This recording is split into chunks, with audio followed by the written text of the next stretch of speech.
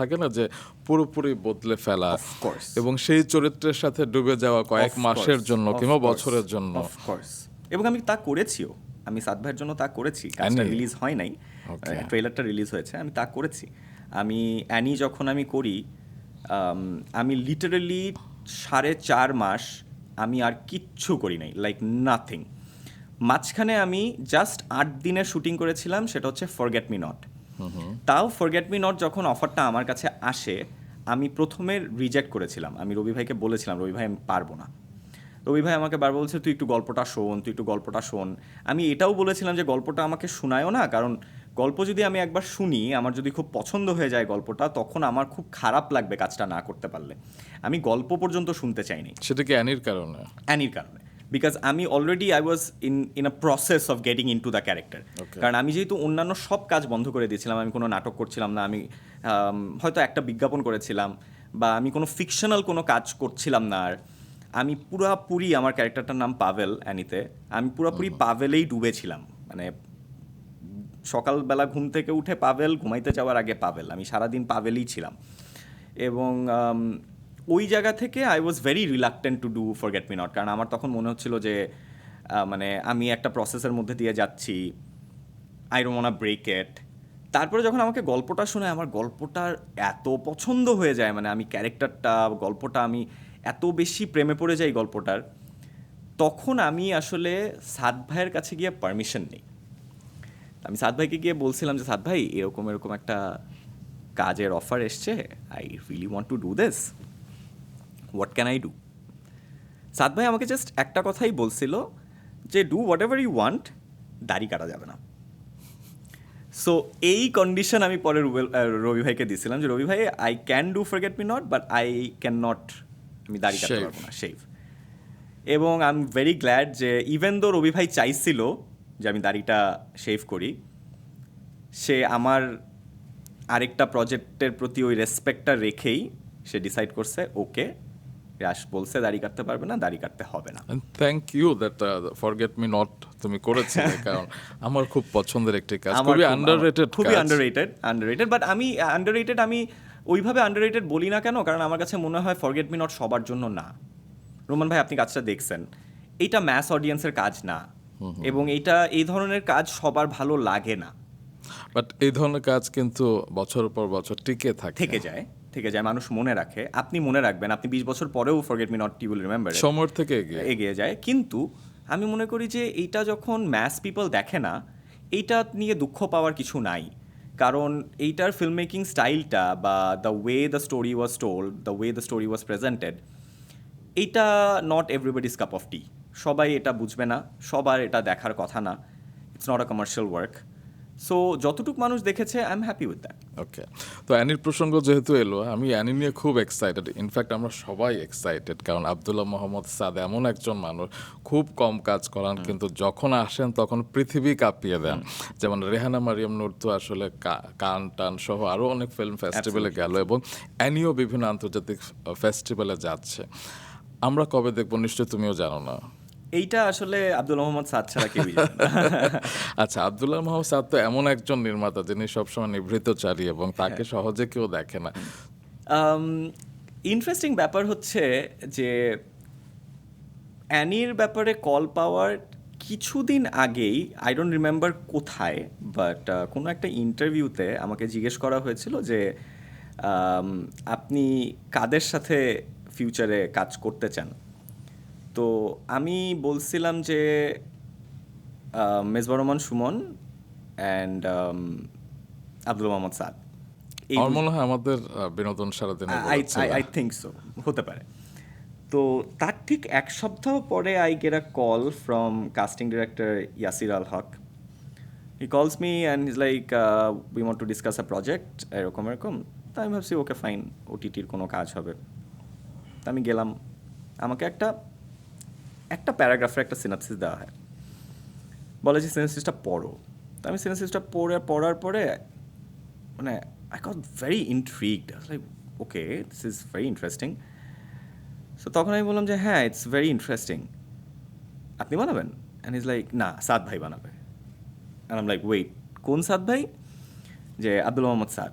I was like really okay. So তারপরে আমি সাদ ভাইয়ের সাথে দেখা করতে যাই, এবং ওইটাও খুব সারপ্রাইজিং একটা ইন্টারাকশন ছিল আমার ওনার সাথে, যে because I was such a big fan of his work. আমি রেনা মারিয়াম নূর দেখেছি, আমি লাইফ ফ্রম ঢাকা দেখেছি, মানে আমার কাছে মানে he was in a very high place in my mind, he still is always going to be. So আমি এক্সপেক্ট করেছিলাম যে সাদ ভাই আসবে, বলবে ইয়াশ চলেন একটা কাজ নিয়ে কথা বলি এরকম। But I was so pleasantly surprised যে আমি একটা রুমে বসেছিলাম, হি কামস ইন, ওনার হাত এরকম পিছনে, সে হাই ইয়াশ, আমি আব্দুল মোহাম্মদ সাদ, আমি সিনেমা বানাই, আপনার সাথে একটা কাজ করব ভাবছি, চলেন না আমরা একটু বসি। And আমি না মানে I was like how generous, মানে হাউ হাম্বল, মানে he should not be this humble, মানে his an internationally recognised film maker. মানে আমি কোনোদিন এক্সপেক্টই করি নাই এরকম একটা মানুষ এতটা হাম্বল হতে পারে। একদম। And I had such a fantastic time with the man. মানে আমি বলবো সাদ ভাই ইজ মানে আমার দেখা one of the most multi talented people that I have ever mate. Someone who can, মানে যে এত ভালো পিয়ানো বাজায়, যে এত ভালো গিটার বাজায়, যে এত ভালো লেখে, যে এত ভালো ডিরেকশন দেয়, মানে it is unbelievable how talented this man is. And I am very glad that I spent almost 4 months with him, সেটা rehearsal, script reading, shooting, editing, dubbing সব কিছু মিলায় I spent almost 4 months with the man. And I had such a great experience. And আমি সাদ ভাইয়ের ব্যাপারে, অ্যানির ব্যাপারে আমি একটা জিনিস বলতে চাই। একটু আগে বলছিলেন না যে টিচাররা আমাদেরকে লাইফে কীভাবে এফেক্ট করে, ইম্প্যাক্ট করে। অবশ্যই। তো আমার লাইফে এরকম 3 থেকে 4 জন ডিরেক্টর আছে যারা আমার লাইফে মানে আমাকে কোনো না কোনোভাবে এফেক্ট করছে ইন আ পজিটিভ ওয়ে।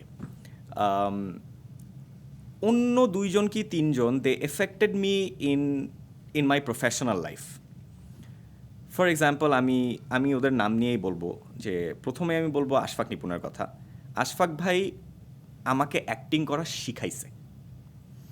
আমি যখন ওনার সাথে প্রথম নাটক করি চাকা, ওটা করার পরে আমি বেশ কিছু নাটক আমি ওনার সাথে করছি, এবং প্রতিটা শুটিংয়ে I learn something new, I learn some acting technique, I learn how to take pause, I learn how to do a lot of things. And এগুলো সব কিছু আমাকে আশফাক ভাই শিখাইছে। সেটা বকা দিয়ে হোক, বলে বলে হোক, কারেকশন দিয়ে হোক, I learn a lot from him. So আমি যদি কারো কাছ থেকে জেনুইনলি অ্যাক্টিং শিখে থাকি, দ্যাটস আশফাক নিপুণ। আমাকে অ্যাক্টর হিসেবে কনফিডেন্স দিছে মিজানুর রহমান আরিয়ান। একটা মানুষ যখন কন্টিনিউয়াসলি আমার কানের কাছে এসে বলতে থাকবে you are a fantastic actor, you are fantastic actor, you will do great things in life, you will do great things in life, you start believing in it. অবশ্যই। সো এই বিলিভটা আমাকে আরিয়ান ভাই করাইছে। সে আমাকে কনস্ট্যান্টলি আমার মাথার মধ্যে এটা পুশ করছে যে you are a good actor, you can do this, you can do that, you can go very far in life. এই কনফিডেন্সটা আমাকে দিছে।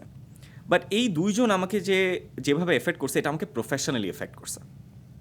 আমার প্রফেশনাল লাইফে একটা বিশাল বড় ইম্প্যাক্ট ওনারা ক্রিয়েট করছে। সাদ ভাই also created an impact, but not professionally, personally.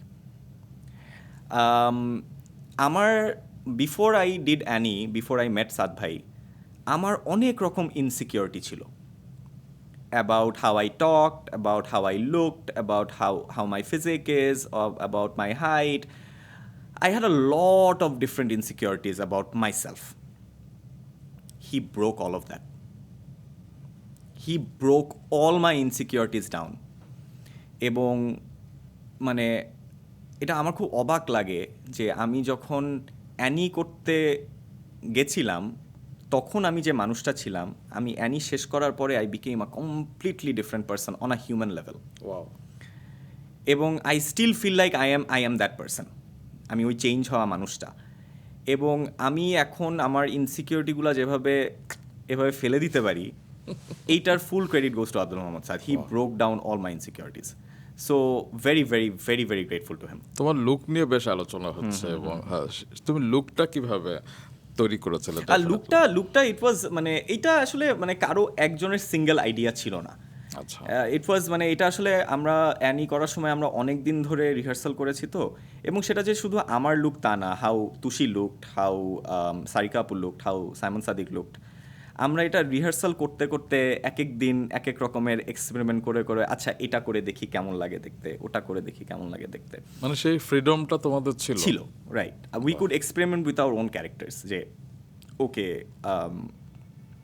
আমরা অনেক কিছু ভাবতে পেরেছি আসলে। Okay. মানে সাদ ভাই আমাদেরকে কখনো ক্যারেক্টারটা দিয়ে বলে নাই যে এটাই ঠিক আছে, he always took input from আস, কি মনে হয় এখানে পাভেল কি করতে পারে, পাভেলের কি ধরনের ক্যারেক্টার ট্রেটস থাকতে পারে, পাভেলের কি হাতে ব্যথা আছে নাকি পায়ে ব্যথা আছে, পাভেল কি খোঁড়ায় নাকি পাভেল প্রপারলি হাঁটতে পারে। So all this things developed with discussion with rehearsals. So লুকটাও না আমরা আমরা যখন লুক নিয়ে কথা বলি, we had a very different idea how Pavel should look, and we tried to look like that, but আস্তে আস্তে ডেভেলপ করতে করতে উই সেটেলড অন দিস যে ওকে this is how Pavel should look, and end this is the best. আমরা দেখে ও মাই god is it, মানে এটা কি হ্যাঁ মানে ইয়াশ! আমি সবচেয়ে খুব আই এম ভেরি গ্ল্যাড, আমাকে সবাই একটা কথাই বলছে যে প্রথমেই চিনতে পারি না ইয়াশ, এটা যে তুমি এটা চিনতে পারি না। অনেকে বলছে যে আমরা জানতাম যে তুমি এই প্রজেক্টটাতে আছো, যার কারণে আমরা বুঝতে পারছি এটা তুমি, যদি আমরা না জানতাম আমরা ভাবতেই পারতাম না এটা তুমি। So yes, I wanted to create a shock effect, and I think Saad ভাই wanted to create a shock effect as well, এবং যেটা আমরা চেষ্টা করছিলাম যে শক এফেক্টটা ক্রিয়েট করে, ওই শক এফেক্ট ক্রিয়েট হয়েছে। বাহ